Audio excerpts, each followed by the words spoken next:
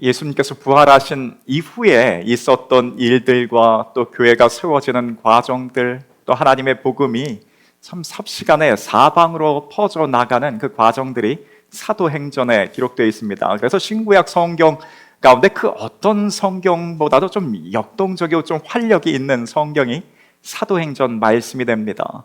더욱이 사도행전의 배경이 되는 그 로마 시대에는 교회와 그리스도인들이 가장 핍박받고 어려운 가운데 있는 그 상황이 시대적인 배경인데, 그럼에도 불구하고 성령의 역사는 가장 활발하게 일어났으며 하나님의 나라가 정말 크게 점점 확장되는 그 시기를 맞았던 것이 이 시기였습니다. 그 원하기는 우리 삶 가운데 참 동일한 은혜가 우리 교회 가운데서도 그렇고요, 우리 삶에 그 하나님의 역사심과 손길을 좀 강하게 체험하는 매 주일마다 앞으로 우리 사도행전 말씀을 살펴볼 때 그 역사를 우리가 경험할 수 있기를 원합니다. 오늘 사도행전 말씀의 그 첫 시간이어서 몇몇 좀 배경이 되는 말씀들을 좀 나누려고 합니다. 사도행전은 시리즈물로 본다면 후편에 속합니다. 그 전편이, 그 앞편이 누가복음이 됩니다. 그래서 누가복음을 기록했던 누가가 역시 사도행전을 기록하게 되었는데요. 누가복음 시리즈 1이었던 누가복음에는 이 땅에 오신 예수님에 대한 이야기였습니다. 그래서 이 땅에 예수님께서 어떻게 탄생하셨고 어떤 고난을 받으셨다가 어떻게 부활 이후에 승천하셨는지에 대한 그 내용이 담겨 있습니다. 그리고 예수 그리스도를 통하여서 하나님의 백성이 이제는 이스라엘 그 유대인만이 아니라 온 인류를 위하여서 하나님의 뜻과 하나님의 구원 계획이 펼쳐졌음을 누가복음은 그렇게 알려줍니다. 근데 사도행전에서는요, 그 예수님께서 달려 돌아가신 이후에 부활하셨고 승천하셨습니다. 대략 그 이후에 30년 동안 교회와 그리스도인들에게 있었던 그 일들을 사도행전은 담고 있습니다. 그리고 복음이 그 유대인에게만이 아니라 모든 이방인들에게로 퍼져나가는 그 과정들이 도대체 어떻게 그 하나님의 백성이 그 테두리 안에, 유대인의 이스라엘 그 테두리 안에서 어떻게 밖으로 펼쳐지게 되었는지를 담고 있는 것이 사도행전입니다. 또 사도행전에서는 그 어느 성경보다 성령의 참 많은 이적과 기적의 역사들이 담겨 있습니다. 예수님께서 승천하시기 전에 제자들을 향해서 내가 떠나가는 것, 내가 보이지 않더라도 너희는 두려워하지 말고 걱정하지 말 것은 보혜사 성령께서 앞으로 오실 텐데 그가 모든 것을 내가 가르친 것을 생각나게 하고 깨닫게 하리라고, 너희 삶 가운데 직접적으로 돕고 능력을 주실 것이라고, 그래서 별명을 보혜사 성령이라고, 우리를 지키시고 돕는 분으로 성령 하나님을 보내셨습니다. 그리고 실제로 예수님께서 승천하신 그 이후에 성령께서 오셨어요. 그래서 사도행전에는 그 어느 성경보다도 성령의 뜨거운 그런 역사들이 그 말씀 곳곳마다 등장하게 됩니다. 우리 이런 배경을 가지고 우리 1장을 보는데요, 우리 본문 읽었던 1절부터 5절 말씀에 보면 누가가 세 가지를 먼저 알리는데요, 이 짧은 구절 가운데 첫 번째 누가가 알리는 것은 1절과 2절을 다시 한번 보면 데오빌로요라고 했습니다. 데오빌로는 사람 이름으로 여겨집니다. 누가복음에 보면 누가가 데오빌로를 각하라고 그렇게 호칭했습니다. 그래서 로마의 어떤 높은 관료 정도 되지 않을까 싶습니다. 그리고 데오빌로라는 그 이름의 뜻이 하나님의 사랑이라는 뜻을 담고 있어요. 하나님의 사랑받는 자, 또 하나님을 사랑하는 자, 이런 뜻을 담고 있습니다. 그래서 로마 관료 중에 그리스도인이 된 사람을 향해서 누가가 기록한 내용이 됩니다. 데오빌로요, 내가 먼저 쓴 글은 곧 누가복음을 뜻합니다. 누가복음에서는 무릇 예수님께서 행하시며 가르치시기를 시작하신부터 그가 택하신 사도들에게 성령으로 명하시고 승천하신 날까지의 모든 것이 기록되어졌다고 했습니다. 곧 예수님의 생애에 대해서 기록했던 것이 누가복음이었어요. 우리가 누군가의 생애를 기록했다는 것은 과거에 이 사람이 어떤 삶을 살았는데 그 삶이 우리에게 어떻게 도전이 되고 어떻게 도움을 받았으며 그 삶을 어떻게 좀 따라해보자 라는 것 정도가 생애에 대한 이야기일 것입니다. 그런데 누가가 이야기했던 건 과거의 예수가 아니었어요. 그 예수 그리스도는 과거에 계셨다가 그렇게 죽음으로 끝나신 분이 아니라 그분은 다시 부활하셨고 그분은 승천하셨다는 것입니다. 여전히 현재 우리 삶 가운데도 역사하시는 분이 예수 그리스도라는 것을 이야기를 합니다. 과거에도 계셨고 미래에도 계실 뿐이며 현재도 그 예수 그리스도는 우리 삶 가운데 역사하실 분으로 우리 가운데 함께 하신다라는 것, 그것을 누가가 먼저 1절과 첫 구절을 사도행전을 시작하면서 우리에게 이야기를 합니다. 그리고 난 그 다음 두 번째 이야기했던 것이 3절인데요. 그가 예수 그리스도께서 고난받으신 후에 또한 그들에게 확실한 많은 증거로 친히 살아계심을 나타내사 40일 동안 그들에게 보이시며 하나님 나라의 일을 말씀하시니라. 이 말씀을 보았더니 예수님께서 부활하신 그 이후에 곧바로 승천하고 제자들과 인사하면서 곧바로 승천하신 것이 아니었어요. 40일 동안 이 땅에 계셨다라고 합니다. 특별히 누가복음에 보면 예수님, 부활하신 예수님을 직접적으로 경험했던 사람들의 실명을 거론합니다. 막달라 마리아나 야고보 어머님 마리아나 요한나 등과 같은 이런 여인들이 부활하신 예수님 그 이후에 텅 빈 동굴과 그 천사들의 음성을 부활하신 예수님에 대한 소식을 직접적으로 듣게 됩니다. 또 그 이후에 엠마오라는 그 마을로 가는 그 엠마오 도상에서의 두 명의 제자들이 예수님과 직접 만나게 되었어요. 처음에는 그들이 예수님을 만나고서도 주님인지 알지 못했지만 그 이후에 주님과 계속해서 대화를 하는 가운데 그들의 마음이 뜨거움을 느꼈고 이후에 예수님인 것을 알게 되었습니다. 그 부활하신 예수님께서 이후에 11명의 남겨진 제자들과 또 500여 형제에게 일시에 보이셨다고 했어요. 예수님께서 그 40일 동안 계시면서 무엇을 하셨는가? 우리 지금 읽은 말씀 그대로 하나님 나라의 일을 말씀하셨다라고 했습니다. 그 이전에는 예수님께서 이 땅에 오셔서 복음을 전하셨어요. 회개하라 천국이 가까이 왔느니라 복음을 전하셨고 귀신들을 쫓아내시면서 제자 훈련, 제자 양육을 하셨습니다. 병든 자를 고치고 하셨어요. 그런데 그 이후에 부활하신 그 이후에 40일 동안에는 오로지 어디에 관심을 가지고 어떤 일을 하셨는가? 하나님 나라의 일을, 하나님 나라에 대해서 말씀하셨고 하나님 나라에 관심을 가지면서 그 하나님 나라에 대해서 선포하셨다라는 것입니다. 우리가 예수님과 동일한 삶을 살기를 원할 때요, 우리의 관심이 동일하게 예수님과 동일하게 하나님 나라에 있기를 원합니다. 우리 관심사 가장 우선순위 첫 번째가 하나님 나라이기를 원합니다. 그러할 때에 우리가 사도행전에 어떤 행적을 남길 만한 그런 삶을 살게 될 것이에요. 관심을 가진다는 게 참 거기에 대단한 참 에너지가 있습니다. 그 어떤 사람이 갑자기 내가 꽃을 키우는데 관심이 생겼다라고 하면요, 길을 가다가도 평소에 똑같은 길을 갔을 때 보이지 않던 꽃이었는데 내가 꽃 키우는데 뭔가 식물을 키우는데 관심을 갖게 되면 길을 가다가도 보이는 것이 꽃이 보입니다.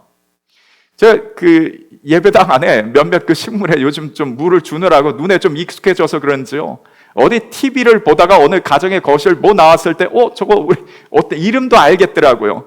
보이는 것이, 우리가 관심을 가지고 있으면 보이는 것이 평소에 안 보이던 것이 보이기 시작합니다. 늘 우리 마음속에 품고 지내게 돼요. 근데 그것을 하면서도 이게 힘이 들고 에너지가 소모되는 것이 아니라, 전자제품 좋아하는 그 분들 보면 최신 유행하고 새로운 기술이 접목된 어떤 스펙을 가진 그런 전자제품들, 그것을 보고 구경하고 만지고 그것을 얻고 하는 데에, 사는 데에, 그것을 모으는 데에 그게 힘이 들고 억지로 하는 것이 아니라 내가 관심 있는 분야는 하면 할수록 오히려 힘을 얻고 에너지가 생겨납니다. 우리가 하나님 나라에 왜 관심을 가져야 하는가? 관심이 있을 때 우리 신앙생활 하는 것이 숙제가 되지 않아요. 그걸 하면 할수록 우리 마음 가운데 오히려 에너지를 얻고 힘을 얻는 것이 관심에서 나오기 때문에 그렇습니다. 그래서 우리가 하나님 나라에 우리도 관심이 있기를, 예수님께서 오로지 부활하신 이후에 40일 동안 하나님 나라의 일을 말씀하셨는데 우리도 동일하기를 원합니다. 그러면 우리가 하나님 나라에 관심을 갖고자 하는데 이 하나님 나라가 무엇인가, 이 무엇을 어떻게 하는 것이 하나님 나라에 관심을 갖는 일이며 하나님 나라는 무엇인가 라고 했을 때 가장 쉬운 개념은 하나님의 나라 하면 하나님의 통치를 받는 곳이 바로 하나님의 나라가 됩니다. 우리 대한민국 한국하면 우리 대한민국 헌법대로 되어지는 헌법의 그 아래 다스림 가운데 있는 것이 우리 나라입니다. 하나님의 나라 하면 하나님의 말씀대로 통치되어지는 것이 하나님의 나라예요. 천국 하나님의 나라입니다. 온전히 하나님의 말씀대로 통치되는 곳 바로 천국입니다. 천국 하나님의 나라입니다. 그러면 하나님 나라에 대해서 관심을 가지고 사는 것은 곧 영원한 그 천국, 우리가 죽어서 가게 될 그 천국에 대해서 관심을 가지고 사는 것인가? 예, 맞습니다. 우리가 천국에 대해서 관심을 가지고 사는 것, 하나님 나라에 관심을 가지고 사는 것과 마찬가지예요. 그런데 누가가 그 이전에 기록한 누가복음에는 좀 다른 이야기가 기록되어 있습니다. 하나님 나라가, 예수님께서 하신 말씀을 누가 그대로 기록하길 하나님의 나라가 이미 임하였다라는 말씀을 하신 거예요. 아니, 하나님의 나라라면 사람이 죽음 이후에 가게 될 그 천국인데 그 천국이 어떻게 이 땅 아래 벌써 임할 수 있는가? 이 말이 안 되는 거였어요. 그래서 그 당시에 사람들이 그 부분에 대해서 예수님께 물었습니다. 이게 도대체 무슨 뜻입니까? 라고 물었을 때에 주님께서 누가복음 17장에 이처럼 말씀하시는데 우리 같이 한번 읽겠습니다. 바리새인들이 하나님의 나라가 어느 때에 임하나이까 묻거늘 예수께서 대답하여 이르시되 하나님의 나라는 볼 수 있게 임하는 것이 아니오 또 여기 있다 저기 있다고도 못하리니 하나님의 나라는 너희 안에 있느니라 라고 했습니다. 바리새인들의 궁금해서 물었던 질문이었어요. 아니, 하나님의 나라가 어떻게 하여서 이 땅에 이미 임했다고 이야기할 수 있는가? 그랬더니 예수님께서 하시는 말씀이 너희 안에 이미 임하였다라고 합니다. 이걸 원문으로 보면 너희 안에 있다는 것은 우리 마음속에 있다는 것이 아니었어요. 너희라고 했을 때 그 예수님 둘러 있는 그 사람들 가운데에 너희 안에, 너희 가운데 이 안에 계신 자기 자신을 예수 그리스도를 뜻하는 말씀이었습니다. 그래서 하나님의 나라가 여기 있다 저기 있다가 아니라 너희 안에 있다는 것은 예수 그리스도께서 이 땅에 오심으로 말미암아 하나님의 나라가 우리가 죽음 이후에 가게 될 그 영원한 천국, 그 하나님의 나라가 이 땅 아래에 이미 이루어졌고 시작이 되어졌다라는 것을 알려주시는 말씀이었어요. 이게 조금 더 구체적으로 우리가 좀 이야기를 나누면요, 예수님이 이 땅에 오셨고 예수 그리스도의 그 십자가의 복음을 믿고 받아들임으로 말미암아 사람들은 하나님의 자녀, 하나님의 백성이 되었습니다. 곧 그 사람 존재 자체가 하나님의 통치받는 사람들이 되었어요. 그렇다면 그 사람이 하나님의 통치와 하나님의 말씀대로 되어지고 있다면 그 존재 자체가 이미 하나님의 나라를 이룬 것과 마찬가지, 그 삶이 천국을 이룬 것과 마찬가지라는 것입니다. 그 사람이 거하는 그곳이 천국이며 그 사람이 거하는 그 가정이 같이 하나님의 말씀대로 그 가정이 되어지고 있다면, 같이 예수를 믿고 하나님 말씀대로 그 가정이 되어지고 있다면 그것이 바로 천국이 됩니다. 그래서 복음서에 보면 천국은 마치 이와 같으니라는 비유의 말씀들을 예수님께서 하신 것을 가만히 들어보면 천국은 가만히 그냥 있는 것이 아니라 천국은 계속해서 확장됩니다. 천국은 마치 겨자씨 하나와 같으니라고 했어요. 아주 작은 그 겨자씨 하나가 땅에 심겨졌을 때 이후에 얼마만큼 거대하게 성장하는가, 공중의 새들이 와서 깃들이고 쉴 만큼의 큰 나무가 되는 것, 천국은 그와 같이 확장한다는 것이었어요. 천국은 마치 그 작은 누룩과 같아서 온 덩어리 반죽에 퍼져 나가는 것과 같다고 해야 했습니다. 천국이 우주 어떤 한 공간에 있어서 뭐 우주가 점점 팽창하는 것처럼 천국이 확장된다는 것이 아니라 이 땅 아래에서 하나님의 말씀이 점점 확장되는 것을 통하여서 하나님의 다스림을 받는 사람들이 많아졌고, 하나님의 다스림 받고 있는 가정과 교회들이 온 세계 곳곳에 퍼짐으로 말미암아 그 하나님의 천국이 확장되고 있다는 바로 그 뜻이 됩니다. 그래서 우리가 하나님 나라에 관심을 가지고 산다는 것은 두 가지 다를 뜻하는데요, 우리가 죽음 이후에 가게 될 그 영원한 천국에 대해서 관심을 가지고 사는 것, 예, 맞습니다. 하나님 나라에 대해서 관심을 갖고 사는 것이 돼요. 그래서 우리 삶 가운데, 내 삶 가운데, 내가 죽음 이 땅을 사는 동안에 내 관심사가 이 세상 아래서의 이것이 다가 아니라 영원한 천국이 있음을, 하나님 앞에 서게 될 그 곳이 있음을 평소에 내가 관심을 두고 사는 것, 하나님 나라에 관심을 갖고 사는 것이 됩니다. 우리가 보통은 이 땅 아래에서 내 노후를 어떻게 준비하고 이후에 내 삶이 어떻게 될 것인가, 우리 자녀들이 어떻게 될 것인가, 거기에만 몰두하고 관심을 갖는 것이 보통 우리의 일상적인 세상 사람들의 삶일 것이에요. 그런데 예수 믿는 사람들은 우리 관심사는 이 세상 아래가 전부가 아니라 이 세상 이후의 영원한 천국에 대한 관심이 있기를, 거기에 우리의 시선을 두고 사는 그런 삶이기를 원합니다. 그리고 또 한 가지는 이 땅 아래에서 이루어질 그 하나님 나라에 대해서 관심을 갖는 것이에요. 그래서 예수님께서 말씀하신 대로 천국이 점점 확장되기를 원합니다. 우리 시간적인 범위에 있어서 우리가 처음 예수를 믿고 난 이후에 주일날 하루 잠깐 1시간 정도 하나님께 나와서 예배드린 것, 내 삶의 일주일의 삶 가운데 1시간 정도 하나님의 통치와 다스림을 받은 사람이 있다면 내 삶 가운데 점점 하나님 나라를 확장할지인데 1시간이 아니라 그 하루가 하나님과 동행하면서 하나님 말씀대로 되어지는 삶이 되고, 또 이후에 월요일부터 금요일, 토요일까지 그 삶 가운데서도 하나님과 동행하는 삶이 된다면 그 삶에 있어서 하나님 나라는 점점 확장되는 것과 마찬가지입니다. 우리 마음 안에서도요, 우리 마음 가운데 생기는 두려움과 염려, 걱정이 있을 때에 그 상황 가운데 하나님의 말씀이 들어갑니다. 그래서 하나님의 말씀이 우리를 다스릴 때 두려워하지 말라고 하는 그 말씀이 우리를 다스리는 순간 내 마음은 천국을 이룰 수 있습니다. 우리 마음 가운데 분노와 어떤 좌절 같은 그런 마음과 우리 마음 어떻게 형용할 수 없는 그런 슬픔 같은 마음들이 올라올 때에, 그때 그 마음 그대로 내 마음이 다스림을 받는 것이 아니라 하나님의 말씀대로 우리가 기뻐할 수 있고, 하나님의 말씀대로 감사할 수 있고, 하나님의 말씀대로 용서할 수 있다면 그 마음만큼 내 마음은, 내 삶은 천국을 이루게 되는 것이 됩니다. 그 천국이 우리 마음 가운데에, 우리의 가정 안에서, 우리의 교회 안에서 점점 하나님의 말씀대로 통치되어지고 다스림 받는 가운데에 천국이 확장될 수 있기를 원합니다. 모든 것의 출발점은 관심이에요. 하나님 나라에 대한 관심입니다. 오늘부터 우리의 관심사의 가장 1순위는 다시 한번 하나님 나라에 있기를 원합니다. 예수님의 제자들도 그들의 관심이 하나님 나라에 있지 않고 보통 일반적인 세상 사람들과 똑같을 때가 있었어요.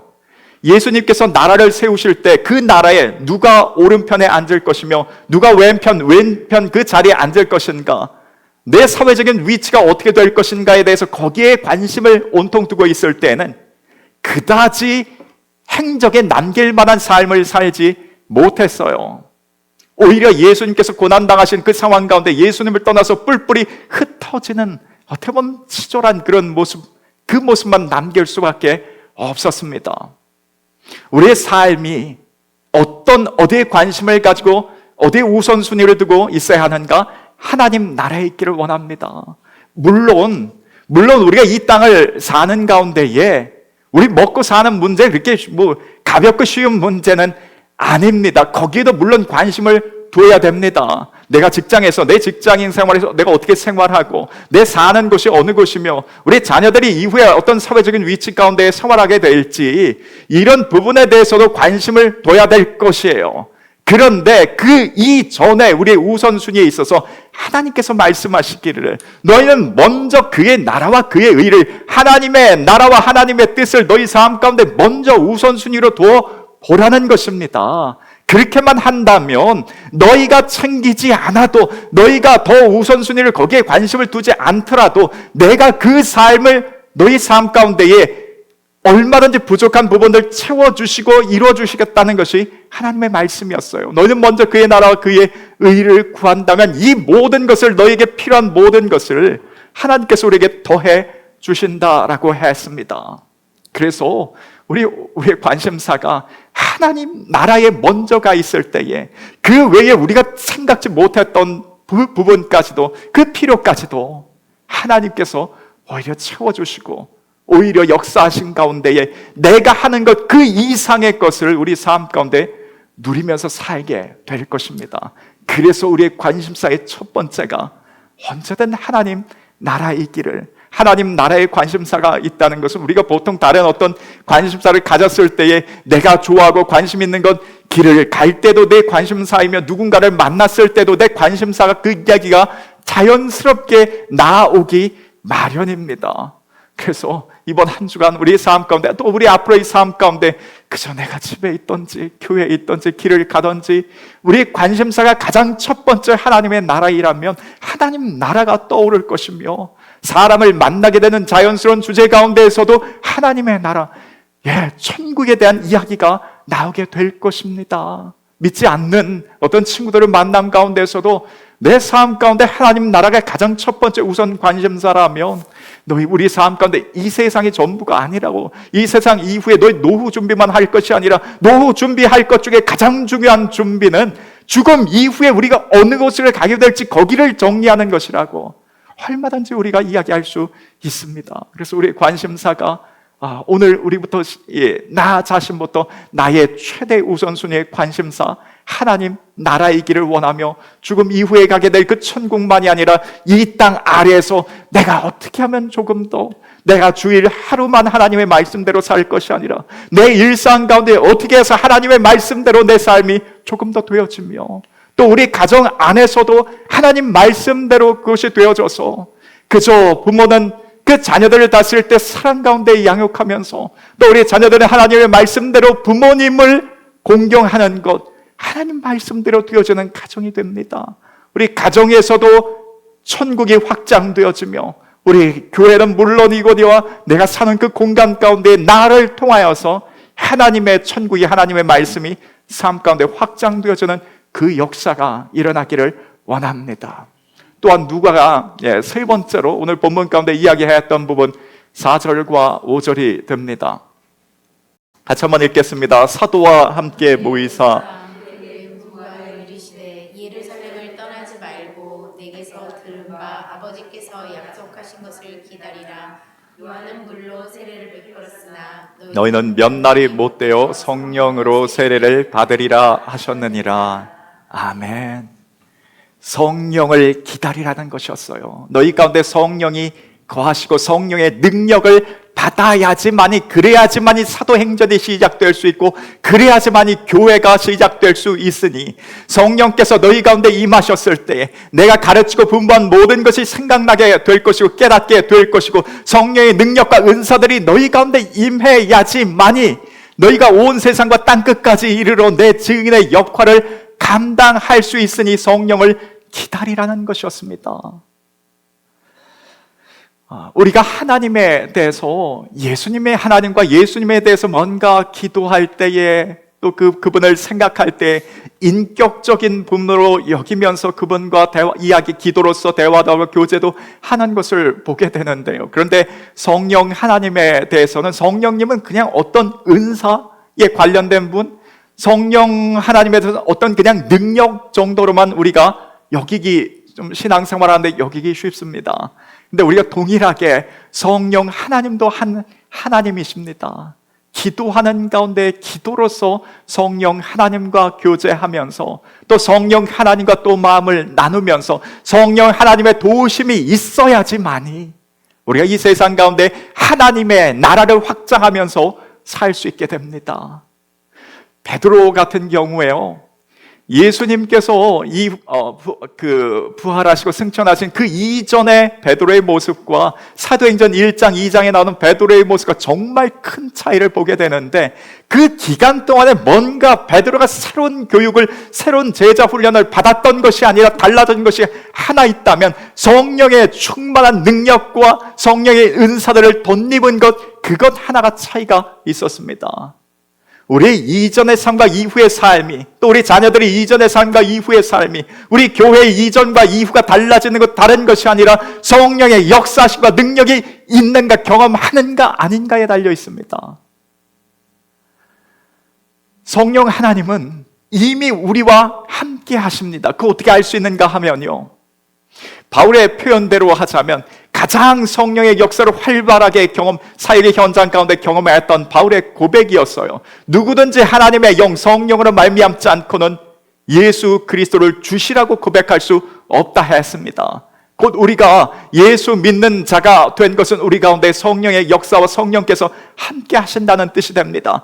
그 함께하고 계신 그 성령이 내 삶 가운데 온통 가득하여서, 말하자면 성령 충만하여서 그 성령께서 내 삶을 온전히 이끌고 내 삶의 방향을 정해주시며 내 삶의 능력을 주신다면 우리 삶 얼마든지 변화되며 달라지게 될 것이에요. 그래서 우리 삶에 더 성령의 임재와 능력을 우리 삶에 간구하면서 성령 하나님과 교제하면서 인격적으로 만남을 가지면서 그 성령의 능력을 통하여서 우리 삶의 변화와 또 이 세상, 이 교회 가운데, 이 나라 가운데 정말 성령의 새로운 새바람이 부는 그런 역사들이 일어나기를 소망합니다. 어떻게 해서 그 성령의 역사들을 경험했는가, 다른 것이 아니었어요. 그들이, 예수님께서 떠나지 말고 잠시 기다리라고 했는데 머문 동안 그들이 했던 것은 기도하는 일이었습니다. 기도하는 가운데에 그들이 그 성령의 충만함을 덧입었으며 성령의 능력과 은사들을 경험했던 것을 깨닫습니다. 우리 가운데 동일한 그 역사를, 성령의 역사와 능력을 사모하면서 우리 삶의 성령 하나님과 동행하는 하루하루의 삶이 되기를 원하며 이 부분을 위해서 기도할 수 있는 우리가 되기를 소망합니다. 우리 이 시간에도 오늘 말씀을 생각합니다.